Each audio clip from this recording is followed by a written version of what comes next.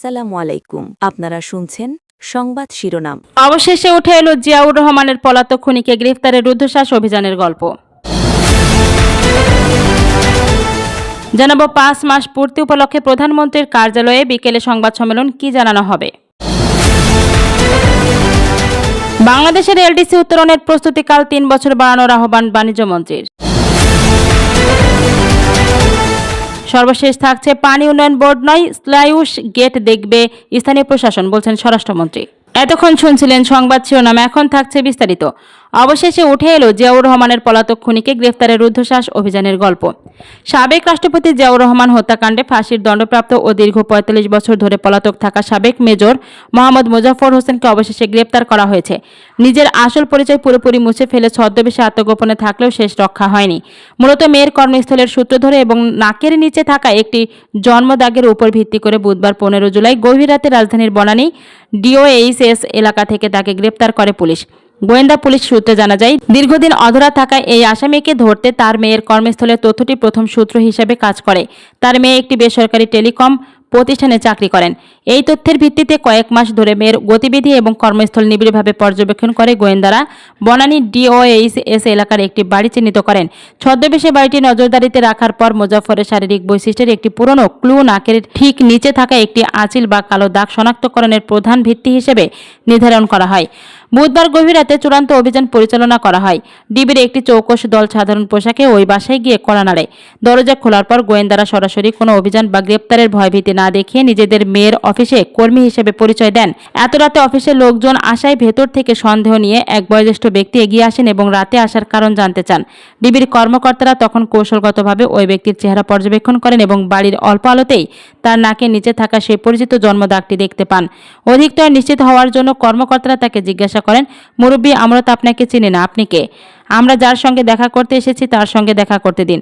সরল বিশ্বাসী ওই ব্যক্তি উত্তর দেন, আমি মুজাফফর, মেয়ের বাবা। নিজের মুখে এ কথা স্বীকার করার সঙ্গে সঙ্গেই এক মুহূর্ত সময় নষ্ট না করে ডিবির দল তাকে হাতকড়া পরায়। মামলার নথি ও তদন্ত সংশ্লিষ্ট তথ্য অনুযায়ী ১৯৮১ সালে ৩০ মে গভীর রাতে চট্টগ্রাম সার্কিট হাউসে সংগঠিত সামরিক অভ্যুত্থান এবং রাষ্ট্রপতি জিয়াউর রহমানের হত্যাকাণ্ডের অন্যতম মূল পরিকল্পনাকারী ছিলেন মেজর মোজাফফর। আক্রমণের রাতে তিনি ও ক্যাপ্টেন মুসলিম উদ্দিন সরাসরি রাষ্ট্রপতির কক্ষের দিকে অগ্রসর হন। মোজাফফরই সশরীরে রাষ্ট্রপতিকে কক্ষের বাইরে এনে শনাক্ত করেন এবং ঠান্ডা মাথায় সরাসরি গুলি চালান বলে মামলার বিবরণে উল্লেখ রয়েছে। হত্যাকাণ্ড নিশ্চিত হওয়ার পরপরই মুজাফফর চট্টগ্রাম সেনানিবাসের ২৪ পদাতিক ডিভিশনের তৎকালীন জিওসি মেজর জেনারেল আবুল মঞ্জুরকে ফোনে ইংরেজিতে একটি ঐতিহাসিক সংক্ষিপ্ত বার্তা দেন, the president has been killed. ১৯৮১ সালে ৩১ মে সরকারি বাহিনী পুনরায় পরিস্থিতি নিয়ন্ত্রণে নিলে এবং মেজর জেনারেল মঞ্জুর নিহত হলে মুজাফফর বুঝতে পারেন তার বাঁচার কোনো পথ নেই। পরবর্তীতে সামরিক আদালতে ১৩ জন সেনা কর্মকর্তাকে সর্বোচ্চ শাস্তি দেওয়া হলেও মুজাফফর এবং তার সহযোগী মেজর এস.এম. খালেদ সীমান্ত পেরিয়ে ভারতে পালিয়ে যান। গোয়েন্দা প্রতিবেদন অনুযায়ী ভারতে অবস্থানকালে তিনি নিজের আসল পরিচয় পুরোপুরি মুছে ফেলেন, সম্পূর্ণ নতুন ছদ্মনাম ধারণ করেন এবং চেহারা ও বেশভূষায় পরিবর্তন এনে তিনি সেখানে থাকতেন। কল ট্র্যাকিং এড়াতে পুরনো চেনা পরিমণ্ডল ও পারিবারিক যোগাযোগের সব সূত্রও তিনি বিচ্ছিন্ন করেছিলেন। ১৯৯৭-৯৮ সালের দিকে তিনি ভারতের বিভিন্ন রাজ্যে অবস্থান করেন। কেবল ভারতেই নয়, ভুয়া নাগরিকত্ব ও জাল নথির সাহায্যে পাসপোর্ট তৈরি করে তিনি বিশ্বের একাধিক দেশে সফর করেছেন। এই কারণেই ইন্টারপোল বা বাংলাদেশের গোয়েন্দারা দীর্ঘ সময় তার আসল নামে কোনো হদিস পাননি। জীবনের শেষ ভাগ এসে তিনি অত্যন্ত গোপনে বাংলাদেশে ফেরেন এবং রাজধানীর সবচেয়ে সুরক্ষিত এলাকা বনানী ডিওএইচএসে বসবাস শুরু করেন। সাবেক সেনা কর্মকর্তা হিসেবে এলাকাটি পরিচিত হলেও সেখানে তিনি নিজেকে রাজনীতি বিমুখ এক বয়োবৃদ্ধ সাধারণ নাগরিক হিসেবে প্রতিষ্ঠিত করেছিলেন। ফলে প্রতিবেশীদেরও সন্দেহ করার কোনো কারণ ছিল না। গ্রেপ্তারের পর আইনি প্রক্রিয়া সম্পর্কে ডিএমপি ডিবির অতিরিক্ত কমিশনার শফিকুল আলম জানান, মোজাফফর হোসেন একজন সাবেক সামরিক কর্মকর্তা এবং কোর্ট মার্শালের মাধ্যমে দণ্ডপ্রাপ্ত পলাতক আসামি। এ কারণে প্রয়োজনীয় আইনি আনুষ্ঠানিকতা শেষে তাকে বাংলাদেশ সেনাবাহিনীর কাছে এবং তাদের নিজস্ব বিচারিক প্রক্রিয়ায় অধীনে হস্তান্তর করা হয়েছে। জানাবো ৫ মাস পূর্তি উপলক্ষে প্রধানমন্ত্রীর কার্যালয়ে বিকেলে সংবাদ সম্মেলন কি জানানো হবে। জনগণের ভোটে নির্বাচিত বাংলাদেশ সরকারের দায়িত্ব গ্রহণের ৫ মাস পূর্তি উপলক্ষে সংবাদ সম্মেলনের আয়োজন করেছে প্রধানমন্ত্রীর কার্যালয়। শনিবার ১৮ জুলাই বেলা ৩:৩০টার দিকে প্রধানমন্ত্রীর তেজগাঁও কার্যালয়ের করবি হলে এই সংবাদ সম্মেলন অনুষ্ঠিত হবে। জানা যায়, সংবাদ সম্মেলনে প্রধানমন্ত্রীর উপদেষ্টা ও প্রধানমন্ত্রীর কার্যালয়ের মুখপাত্র মাহাদি আমিন, প্রেস সচিব সালেহ শিবলি, অতিরিক্ত প্রেস সচিব আতিকুর রহমান রুমন সহ প্রধানমন্ত্রীর প্রেস উইংয়ের অন্যান্য সদস্যরা উপস্থিত থাকবেন। প্রেস সচিব সালেহ শিবলি বলেন, নির্বাচনী ইশতেহার ধরে ধরে যে তা বাস্তবায়ন করা যায়, বিএনপি তাতে নজির স্থাপন করেছে। গত 5 মাসে নির্বাচনী ইশতেহার বাস্তবায়নে অগ্রগতি তুলে ধরা হবে। জনগণকে ক্ষমতায়ন করাই প্রধানমন্ত্রী তারেক রহমানের মূল লক্ষ্য জানিয়ে তিনি বলেন, সেই লক্ষ্য অর্জনে অগ্রগতি সম্পর্কে মানুষকে জানানো সরকারের দায়িত্ব। এজন্যই সংবাদ সম্মেলনের আয়োজন করা হয়েছে।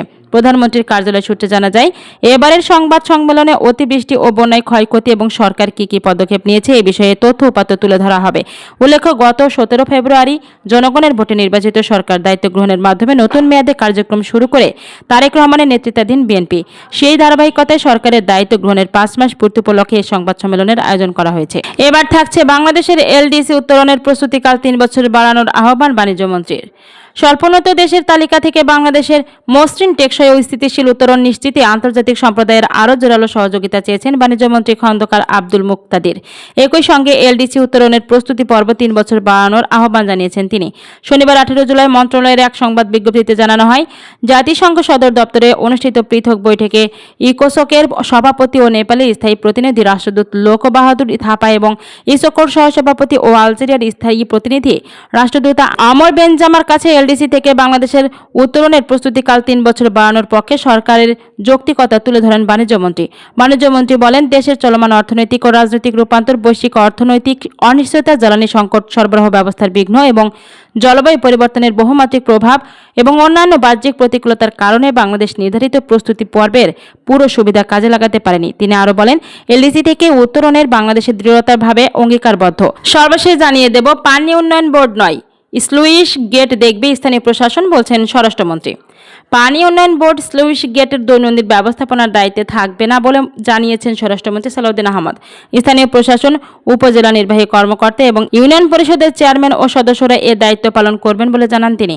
স্বরাষ্ট্রমন্ত্রী সালাউদ্দিন আহমদ বলেছেন, নদী ও সমুদ্র উপকূলীয় এলাকার বন্যা, জলোচ্ছ্বাস এবং প্রাকৃতিক দুর্যোগ একটি নিয়মিত বাস্তবতা। এসব দুর্যোগ মোকাবেলায় সরকারের প্রধান লক্ষ্য হচ্ছে টেকসই ও শক্তিশালী বেড়িবাঁধ নির্মাণ, যাতে উপকূলীয় এলাকা আরও কার্যকরভাবে সুরক্ষিত থাকে। স্বরাষ্ট্রমন্ত্রী বলেন, অভ্যন্তরীণ পানি নিষ্কাশনের জন্য যেসব খালের মুখ বন্ধ রয়েছে সেখানে স্লুইস গেট নির্মাণ করা হচ্ছে, যাতে প্রয়োজন অনুযায়ী পানি সহজে বের হয়ে যেতে পারে। কক্সবাজার সহ দেশের বিভিন্ন জেলায় এ ধরনের ব্যবস্থা নেওয়া হয়েছে। মন্ত্রী আরও বলেন, লবণাক্ততা, প্রাকৃতিক দুর্যোগ ও সময়ের প্রভাবে অনেক সময় বেড়িবাঁধ ও স্লুইস গেট ক্ষতিগ্রস্ত হয়। এসব অবকাঠামো রক্ষণাবেক্ষণের দায়িত্ব নির্ধারিত মন্ত্রণালয়ের পানি উন্নয়ন বোর্ড এবং সংশ্লিষ্ট বিভাগ নিয়মিতভাবে পালন করে থাকে। স্লুইস গেট ব্যবস্থাপনা নিয়ে কিছু অভিযোগের কথা উল্লেখ করে তিনি বলেন, এ বিষয়ে সরকার নতুন নির্দেশনা জারি করেছে। এখন থেকে পানি উন্নয়ন বোর্ড স্লুইস গেটের দৈনন্দিন ব্যবস্থাপনার দায়িত্বে থাকবে না। এর পরিবর্তে স্থানীয় প্রশাসন, উপজেলা নির্বাহী কর্মকর্তা এবং ইউনিয়ন পরিষদের চেয়ারম্যান ও সদস্যরা এর দায়িত্ব পালন করবেন।